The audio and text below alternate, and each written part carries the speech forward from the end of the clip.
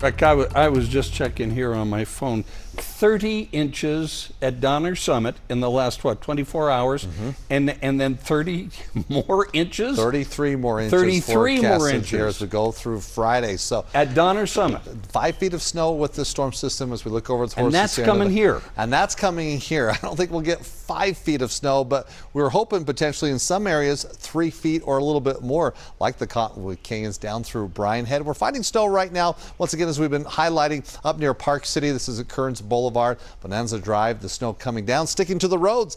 This is going to be the issue for tomorrow morning's commute as snow levels drop down to the valley floors. It gets cold enough that, yes, we'll be looking at slushy conditions, the snow sticking to the roadways. As we're seeing that push right now ahead of our cold front where it's mainly over the higher train, we're seeing a little bit of activity. Again, Park City over towards Heber right now, Cottonwood Canyons, as this will be fairly persistent here in the overnight hours for the mountains as we look through Ogden Valley, tracking through Logan Canyon near the Utah-Idaho border just northwest of Snowville. But this is the brunt of the storm, that cold front coming through. It's packing more widespread moisture and bringing in that snow all throughout the state, waking up towards tomorrow morning. Outside right now, though, as we look at the temperatures, we're above freezing in Salt Lake City in the 40s, but right at freezing where we're seeing some light snow showers in Logan.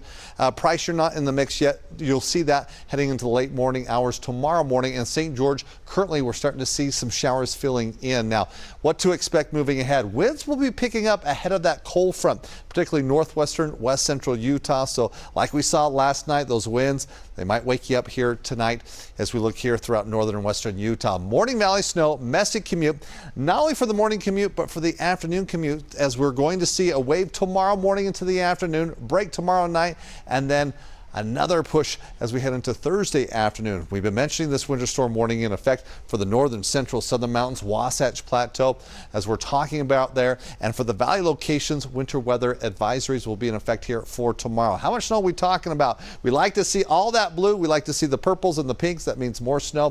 For the northern mountains, 1 to 2 feet of snow on top of what we've already received. Wasatch back 6 to 12 inches, where most valley locations 1 to 4 inches, and potentially getting upwards of 6 inches or more for the benches, as we're seeing that push of some snow with the low pressure system coming through, where we're going to be looking at conditions and another wave coming through as we head into Thursday. So we're going to see active weather coming through as we see showers through Thursday afternoon into Friday morning before we start finally seeing the push of the storms away heading into the weekend. Now, we don't get the snow going here as we head up towards midnight.